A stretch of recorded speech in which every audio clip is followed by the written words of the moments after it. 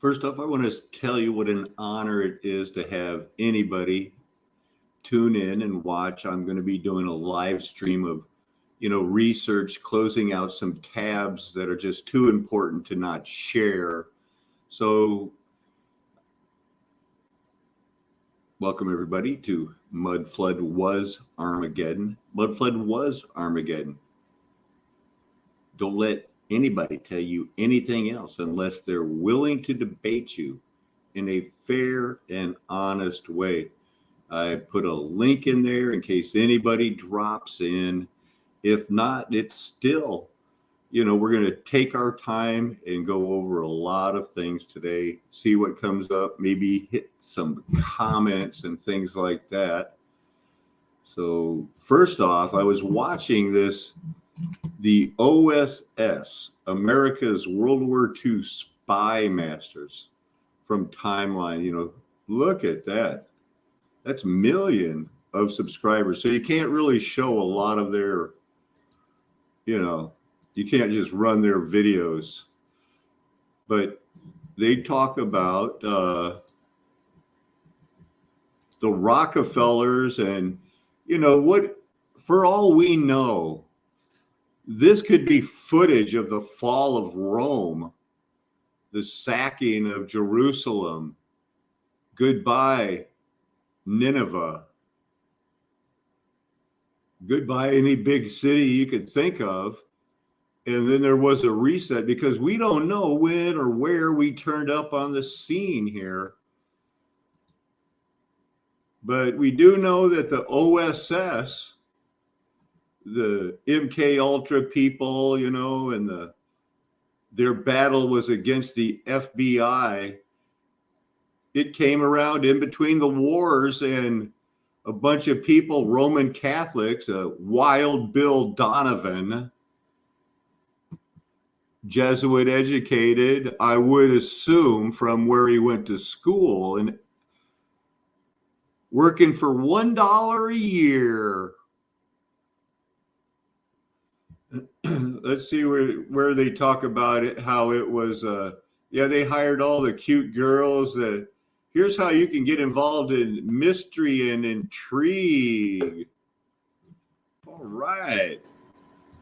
I heard a familiar sound, and it's my big brother. Hey, Randy, how are you doing, man? Good morning, Alan. We're going to break open the CIA today and bring it right up to date with Anderson Cooper and the Vanderbilts, and it's all such a recent reset. I'm beginning to think we really are, when we're seeing like the videos from the Nazis and World War I and things like that. We're seeing the fall of the Bible, of who knows when that video was really shot and how long ago we really woke up to this rubble that we've been cleaning up since Satan's been loose or whatever. Whenever the veil's lifted, I just don't know, but it's turning out to be too recent. It's a tangled mess. It's the same usual suspects. The guys that did evil does that, leading to the culmination of the mother of all cover-ups that people were blinded to, 9/11, September 11th, 2001. That's when we all got snapped into, robot mode or something. Something happened that day. Yeah, it was big, and it should be more obvious than what people take it for what it is. Right. You remember the little Cub Scouts and saluting and never forget 9/11. I don't remember a big party or a big remember 9/11 thing of it a couple of months ago.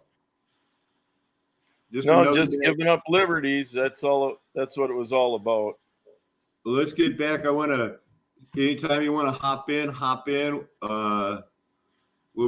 Let's see, the best way to address this situation is probably like this.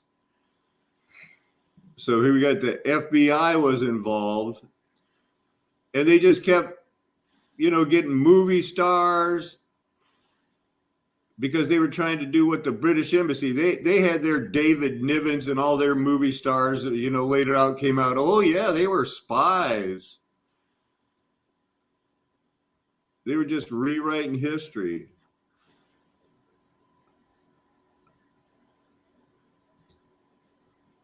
There they are. Here it is.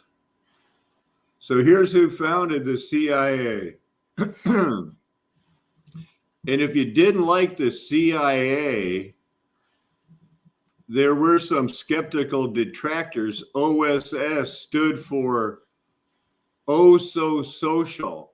That's what this is a best they could do phonetically, but because they considered it part of the elite.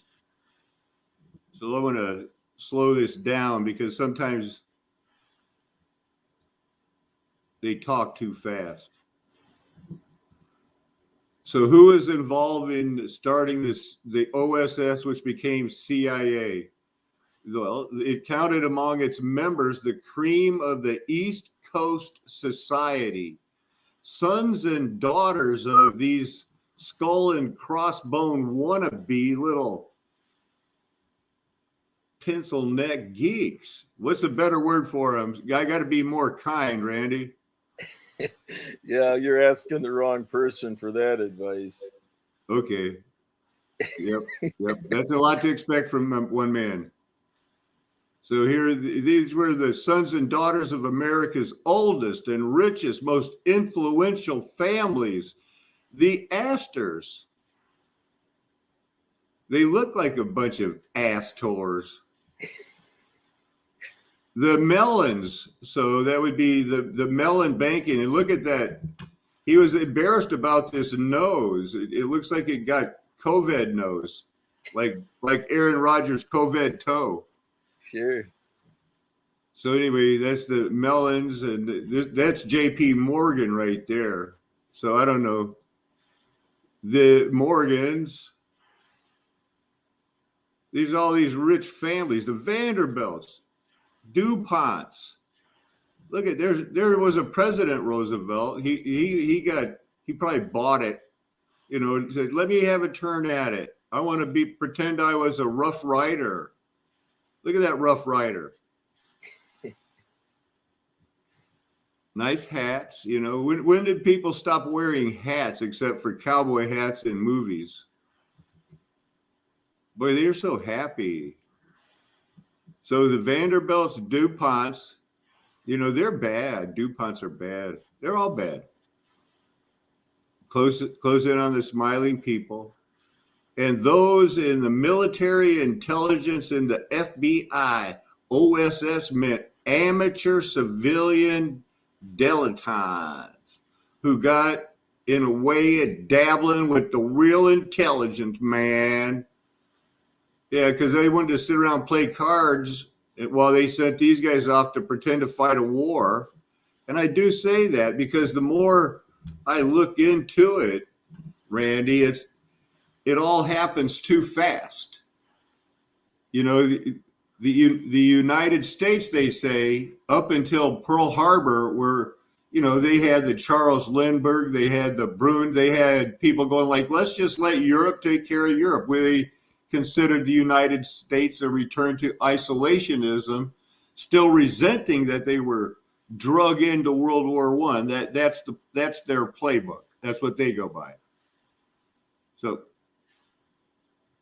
they get bombed, and all of a sudden they have to, like General Motors has to go from making the Dodge DeSoto to tanks. And then we burn through 7 or 8 different types of tank before they get to the Sherman, and because they weren't working right. And that's like, by the time that's done, it's 43. And remember, this war started, you might as well say January 1st, 1942, because December 7th, declaring war, getting armed up, you're already in, January 1942. So, and it's over by, June 1945. So they did pick up the pace, what they were accomplishing for assembling ships. And yeah, it was And somewhat it looks impressive. like they used them all for parades or to get sunk overseas for insurance purposes, because they'd go over there and get blown up within a couple of weeks or sink on landings. But somebody's going to pay for that. It was all about money. Something Oh, was sure. something. Like any war. Somebody made money off of it. But anyway, this is fun, huh? Let's see what else they said before we move on here. So we had all this.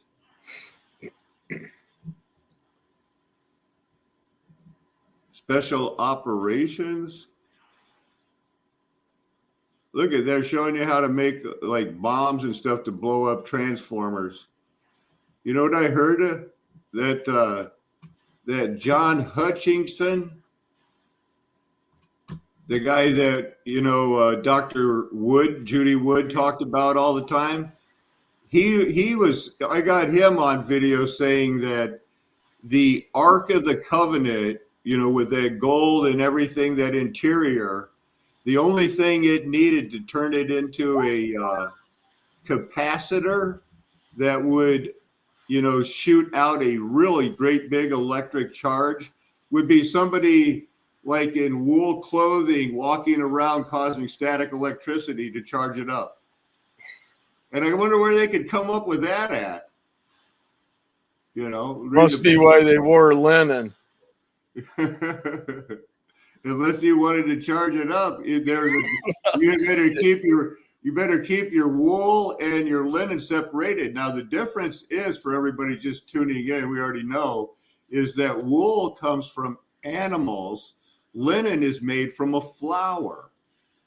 And the linen, of course, is our righteousness. It's what we're going, you know, it's what we are dressed in now, symbolically, metaphorically. And one day we will be dressed in white, as probably reflected by the pure light in heaven, something like that. Hey, let's say good morning to Fractal Dust Bear, Edna Bell, Sean Osborne. Luther the Truther's probably listened in while he's working or going out to do one of those bit of job things, you know. He has to go out and drum up work. I guess that's what they do, is go out and make bids, and then they go like, okay, you got the job. So yeah, I can't see anyone in chat, so no. But yeah, hello everyone. Yep, we say hola, but there's a way to do that. You share the screen, you get a new tab. When you open up the YouTube, you can look at your history, and then it'll jog my memory about which one of those ones had John Hutchinson in it. You know, and you can almost kind of see he's trying to turn into a woman like he does nowadays.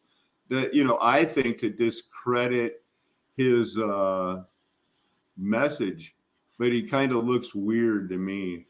So here I watched this. I found this movie from 1939 called Q Planes, and it looks a lot like the Q-tards would love it.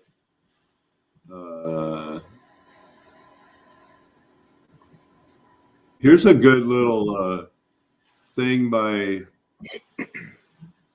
Muddy Orphans, 812, just a short thing. Absolutely. So, for example, at Megiddo, where I was for the last 20 years. So Megiddo, he's been digging around in the mud for 20 years. We know that the king of Megiddo, yeah, Dr. Klein is famous. I've used him on a number of shows, especially on the fall of the Bronze Age, collapse of the Bronze Age. He is writing 1350, I'd probably knock off that one. Megiddo, is northern Israel, Jezreel Valley. That Megiddo is Armageddon. Har-Megiddo in Hebrew is the mountain of Megiddo. Har-Megiddo, Armageddon, Armageddon. The original rough breathing on H was lost over translation. So Megiddo is Armageddon, and that was kind of fun digging Armageddon for 20 years. In fact, our shirt that's at the back said, I survived Armageddon for half a year. So mud flood was Armageddon. Yeah, Armageddon's over. That's where all the mud comes from.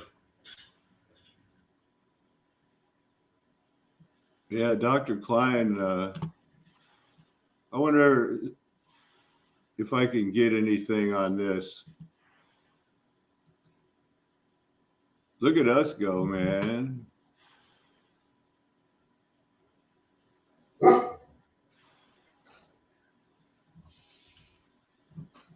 It's just me. Yep, I was going to let you know that Ruger was out here. Oh, it's fine. How you doing, big boy, huh? He's doing good. But look at Bruges. And this is where that Sven Canal is and stuff like that, where I think that's when they started studying how to dig out the aqueducts.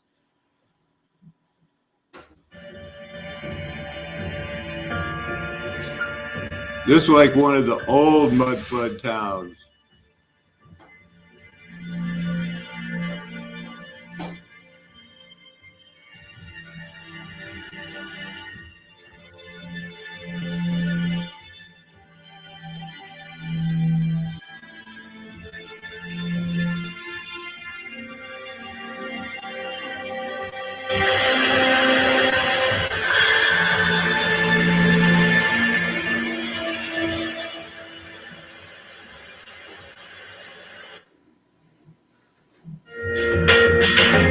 Well, I don't think that Bruges is completely cut off. We'll get back to whatever we were doing there in a minute, but you know who is cut off, and I just learned, and I know some people that are living up there in British Columbia right now. They're cut off. Not only is their port closed, there's not one road leading into that area. All of their houses are 2 foot underwater, and it's freezing, and another storm is on the way. So, yeah, I wrote this down. It's over for British Columbia tonight. They've been out on their feet for a week. So I wrote that yesterday. Have a new haiku here. I thought it was a pretty good one. Rise and walk, he cried to them. Mercy, sacrifice. Wise may talk, hope they did mock. So that's pretty good. I think that packs a lot in for a haiku. Then I gotta wait on this stuff here in case I even get to it.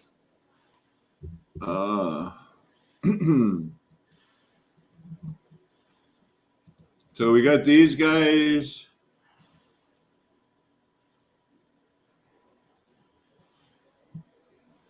And that's Charleston Heston doing the narrating here. The sky is where it comes from. Its purpose is to convince the enemy that his cause is lost and that surrender is his only choice. Charlton Heston at 75% speed. Sounds just like he's being more serious to me. What's this? Phantom Fortress. We'll look at this one.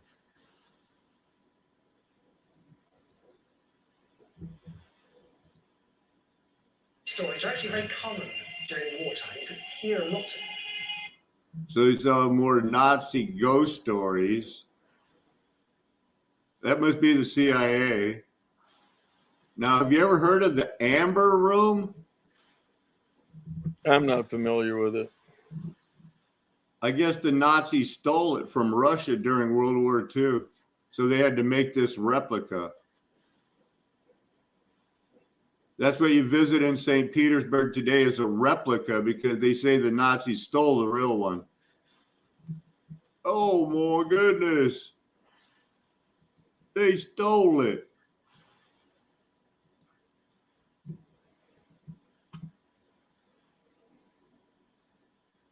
Now, that's how you blow up a Starfort building. You gotta just get together and knock it off.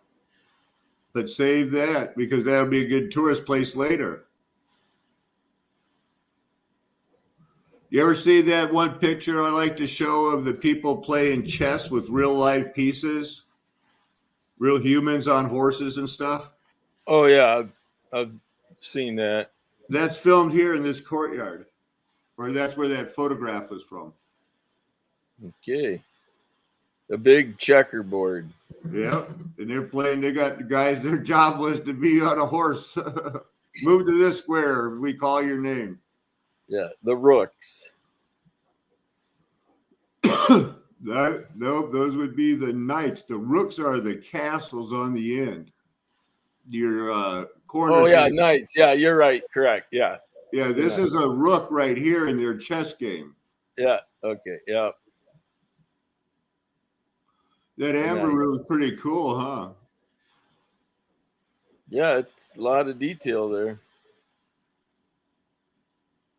They don't even really know what color, that guy that wrote the Iliad and the Odyssey, his name was Homer Simpson. No, it was just Homer. You know what color he called honey? Beehive honey? He said that was green. Yeah, I don't know. Yeah, honeys vary in different areas. I was in the trying to world. remember back to that when we were studying the 3 different types of gold in the Bible. Yep. Do you remember anything about that? Because all I'm remembering is like we knew there were 3 types and one was a powder, right? Correct. Yeah, that. Or you could. Yeah. Well, Pulverize anything it. you got on that will refresh my memory would be Well, wonderful. I think it was a technique. I guess being that how we had spoke about it, Moses being raised in Pharaoh's home and all the access knowledge, to all that the knowledge of education. the Egyptians. He had all the knowledge of the Egyptians that they could turn a rod into a snake also. They were Yeah, bad. They were bad people. They were doing black magic. But yeah, as far as being clear as glass, That's the other one. That was the other type of gold. That was the other type of gold. And if it's clear as glass, just to go add to what John Hutchinson and his limited version of the effect, because he stopped thinking about it once he took his, started thinking about, I should be a girl. Maybe if you do have that powdered gold, you could be, not only is it a capacitor, it could be an insulator if you have gold glass. Maybe it's equally as powerful an insulator. Take that, John Hutchinson. You're a punk. Because he's not thinking right. His mind is in the gutter somewhere or something. That's what I think. could be. Thanks for that brush up on that. Here's that amber room. I wonder what her name is. So they always got to keep, just that underground tunnel used to be a vein or an artery. Or some other cavity in the body. I got some really good stuff coming out. I can barely hold it in. But Tommy and I were back on the Diamond Edge saw last night. Look at that. That's when they got rid of the star forts. Now they're blaming it on the UFOs. And their balloons. Fear everywhere. No place like Flat Earth Nation to get caught up on your fear of the world. I'm glad we could perfect love cast out fear. Who's this guy? I don't think I didn't do any notes on this anymore. So, Let's see. What's this?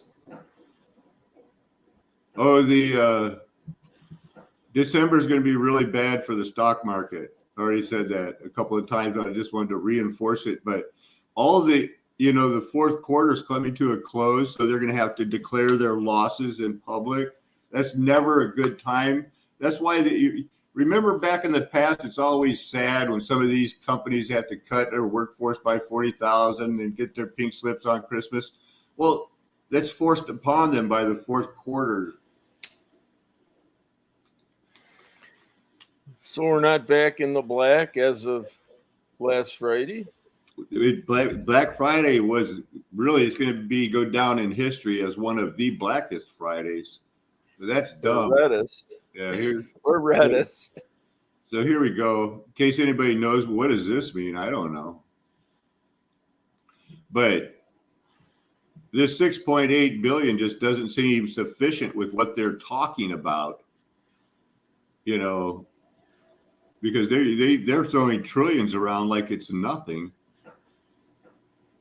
And how does the Pentagon end up losing $21 trillion and counting, if we only have this much of a budget of a year? Because they can't be in a single calendar or fiscal year. I see these miscellaneous and things like that, but that's just, for the military and corporate military, they overlap here because that's a big deal, because there's some of those companies like now, NASA's being, they're paying some of these other SpaceX's to do their work. Allegedly. Yeah, that's a lot of pie. That's a lot of pie. Because we've always still got this going on over here, which is more than the income tax. Yeah. Don't let that cause a distraction. The red. Okay. Let's see what else we had here. Oh, Jeffrey Pike. I wanted to look up this guy. He did a Project Habakkuk during World War II.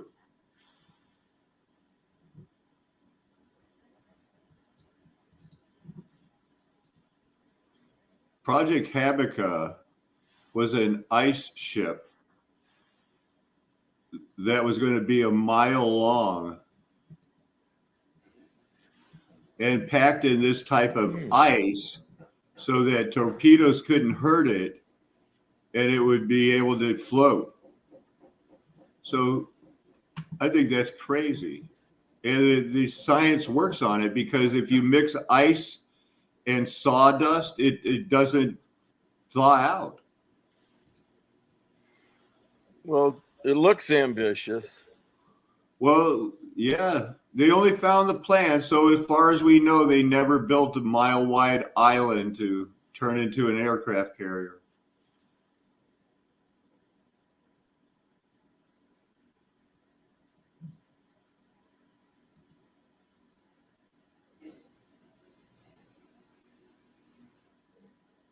But it was Winston Churchill, one of those deals, and he's their guy when they rewrite history. So, but anyway, this guy, he's the guy who they said did it. Seems like he's one of those guys. He did a lot of stuff, and along the way hated the Bible. Hated God, wasn't turned into an atheist. Came to a little FYI, and this might sound bizarre, but Winston Churchill's mother, his maiden name was a Jerome.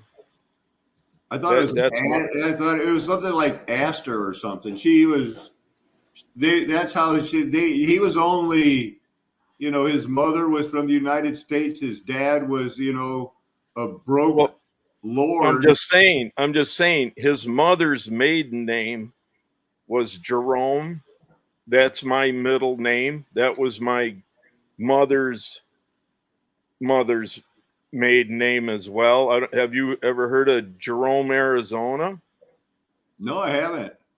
Well, anyhow, there was some Jerome bankers in New York, all same genetic bloodline, which I guess, wait that far back, that's the same I name, wonder if same. all those people have that monkey blood, or like, because you have that rare blood too that doesn't have the rhesus It's factor. not extremely rare, but yeah, less of the population. For the people that are in the United States, it's rare. It's not rare in the Basque region of the Alps in Spain. Yeah, right. There's 27%. Got it. But we don't live there. We live where it's less than 9% or 3%. But anyhow, when these bankers are financing this mining town, which now today it's just tourism. But yeah, that's in the deal. The town got the money if they would name the town Jerome. And at that time, it was like the second largest, where now it's not, it's just a nothing town, but it's tourism. Yeah. But let's take a side. Nope, let's get back to it. So here's this guy that he invented this pykrete. What is pykrete? It's sawdust mixed with ice. And it did work.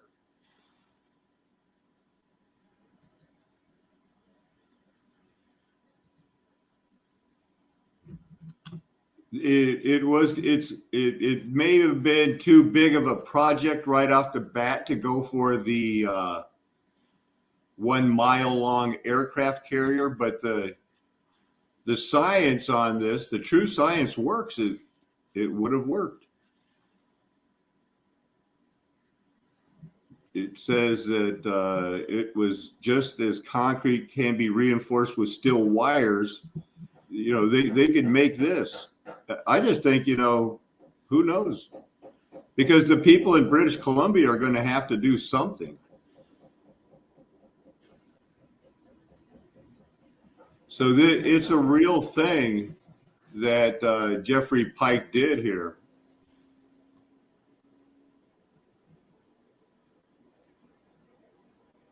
I'm sure he was spying on the Nazis. What difference does it make? It all came down to Operation Paperclip anyway. Operation Habakkuk. Preventing, how to prevent icing of ships in Arctic waters. Surround them with ice. So how far off was that lunatic senator from my home state, MacArthur, or McCarthy, wasn't it? Yeah, right from Appleton, Wisconsin. He was a lunatic, eh? Well, you know what? It turns out that nobody he accused of being a communist wasn't a communist. We had been completely infiltrated voluntarily. Yeah, you let your guard down. Exactly. It's Because, how do we even know what was going on? Do we really, they voted in FDR 4 times and never knew he was in a wheelchair? That's really keeping a secret, One of his first cousin was Magnus Pike. And there he is right there shaking a letter at somebody. It looks like Bernie Sanders. May as well have been, yeah. Magnus Alfred Pike was an English nutritional scientist, governmental scientific advisor, writer, and presenter. He worked for the United Kingdom Ministry of Food, the post-war Allied Commission for Austria, and different food manufacturers, giving them the upper hand on who's going to make the money. Wrote prolifically, became famous as a TV and radio personality, and was featured on Thomas Dolby's 1982 synth pop hit, She Blinded Me with Science. And this is I guess his uncle invented that pyrite. Get the sawdust and the ice, and you can make it float for a long time. In charge of the food, well, oh well, we can't. I didn't plan on sticking around there. Let's see. I was going to study earwax because it's so crazy that, you know, there are organisms that make it and live in it as an apartment, and they have their own RNA, DNA, bury their dead, and their apartments are our earwax, one of the most important thing in the world. And, you know, when their apartments wear out, they just build new ones in front of it, and the old ones go unused. And I just think God is so amazing. I was studying that, but I know a lot of people don't want to hear about those kind of different, because there's even different types of earwax in humans as opposed, you know, to, it's just crazy because some is dry, some is wet, but we're all still human. We can all be saved. And then like that led me to how many different glands there are in the human body that's fearfully and wonderfully made. And a lot of them are in your eyeball too. These are just the ones in your skin. Where's Yeah, it's difficult to imagine the complexity of, how the Creator has designed his creation. Right. So I'm going to draw this over here so I know where I am. We got, hey, look. You know that guy. I think that's one of the first Jewish senators came in around the time that they had the first Catholic president. They were together, so worked, you know, in cahoots. The same judge that ended up being Johnny on the spot to inaugurate Lyndon Johnson was also the judge when this turncoat Republican voted for abortion. But we're not there yet. We're not there yet. I was going to show you this little preview of some coming attractions. Was that Goldwater? Was that his name? Yep.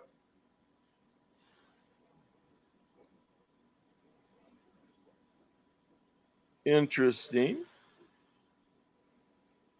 Cavity.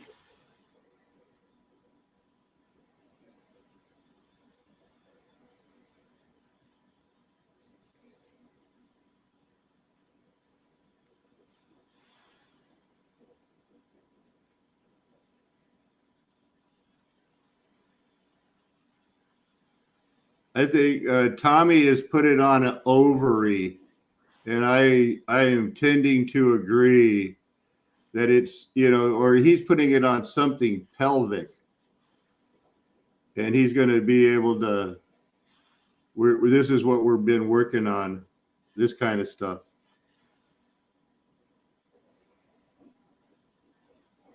So it's either a testy or an ovary, and that's some sort of perineum. I don't know. We're gonna get it all. We get it all. You gathered that specimen locally, or? Yep. And then we found 2 kidneys, the left and the right. We've already cut one in half and are going to be able to expose it. So we've been being led by the Holy Spirit and everything, because we think really, you know, it's time to get prepared more than with the just talking about it, but actually do it. Look at the way that sun's creeping in on you, man. Welcome, Mom. Due south, so yeah. The Queen's less than ideal now. Yeah. Well, at least you got some sunny sky. Oh yeah, they're clear. Yep.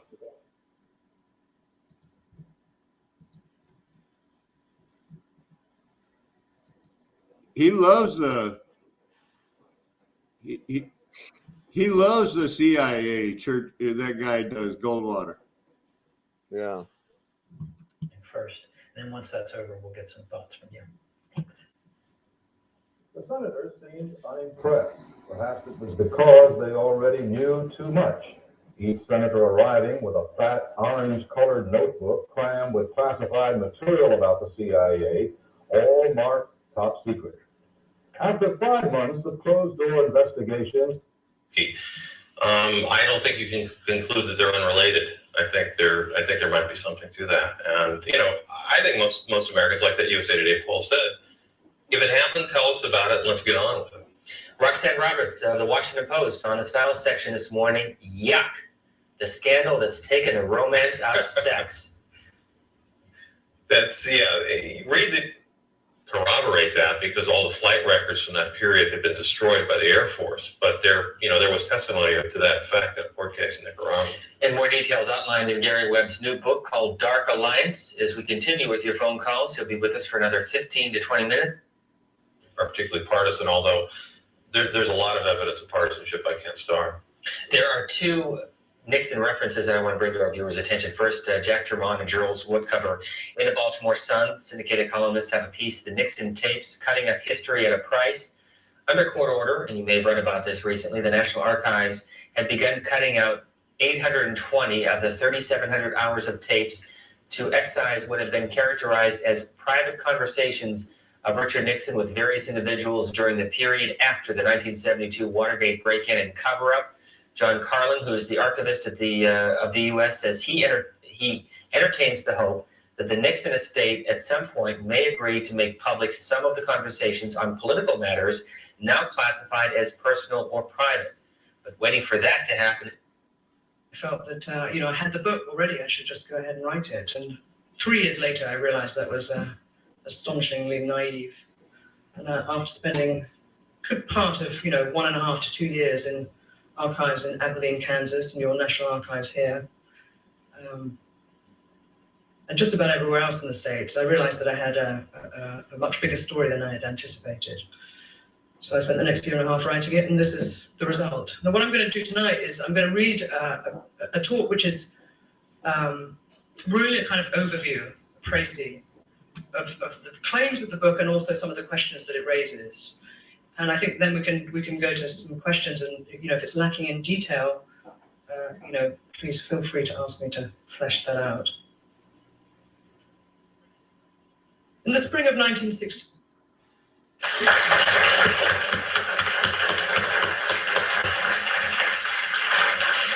And now a strong supporter and colleague of mine who also serves on the Permanent Select Committee on Intelligence, Congresswoman Jane Harman.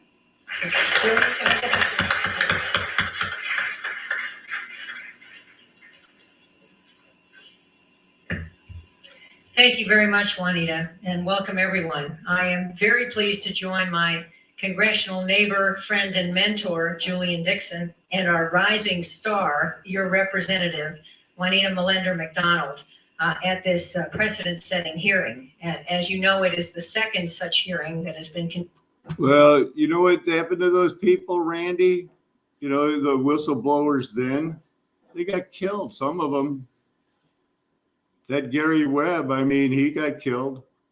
Refresh my memory. Now, didn't Hillary spend some of her early times with Barry Goldwater? She was a Goldwater girl.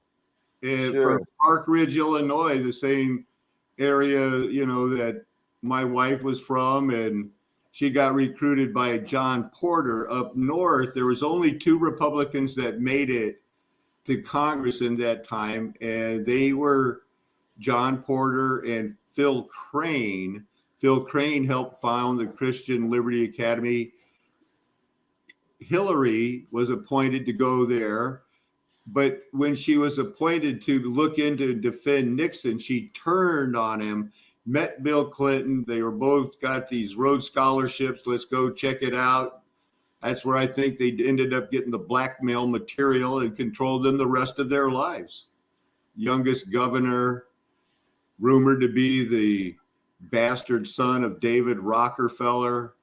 There's just a whole lot of mystery, as much mystery to William Jefferson Clinton as there is to Barack Hussein Obama. Yeah. Strange And- stories. Yeah, same thing could be said about Ronald Wilson Reagan too, who has a pretty weird past going on. Looks like Tommy's home.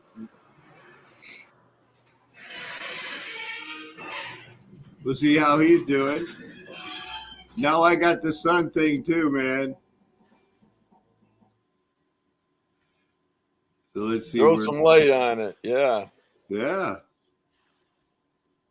Anyway, he had to do that whole thing where they're, banking stuff or something else, but Converted into crypto, huh?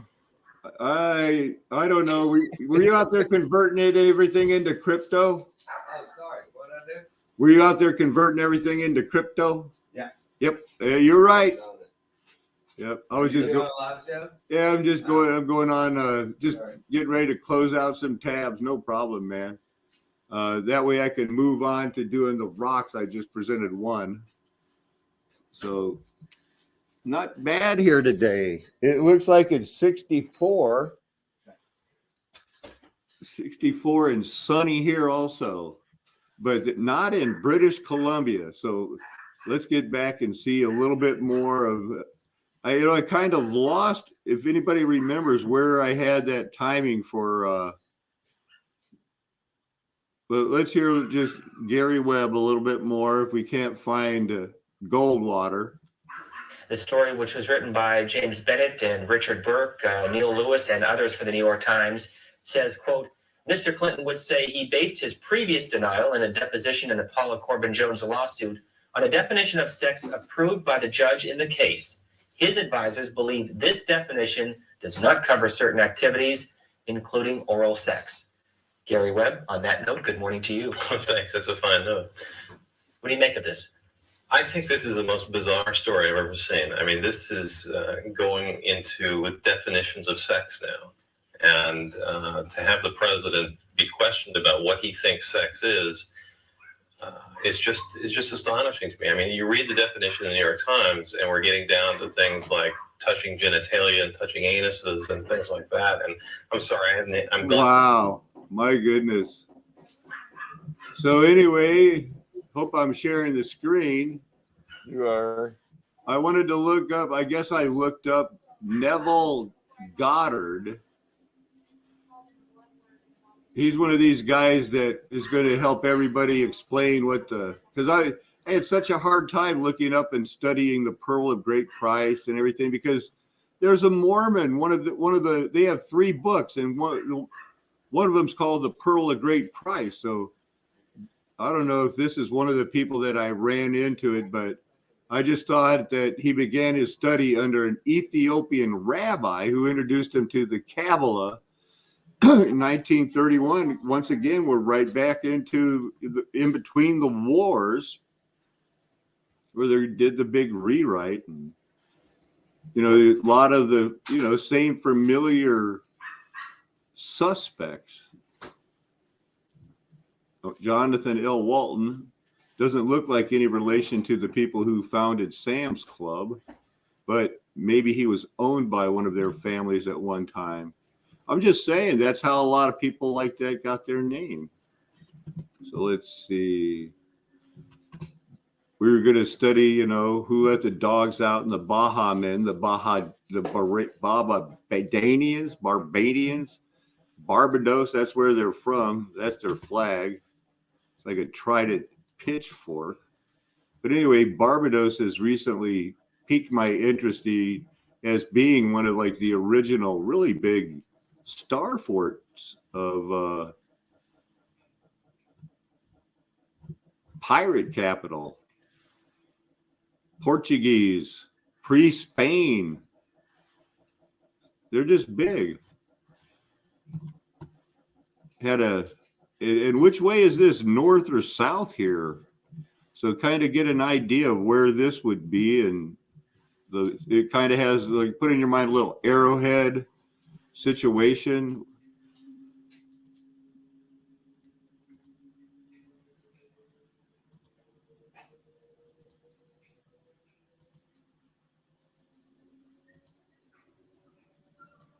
A lot went down there in Haiti, those islands.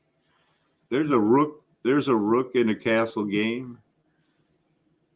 Look at that. So they got that all figured out on how they can make money.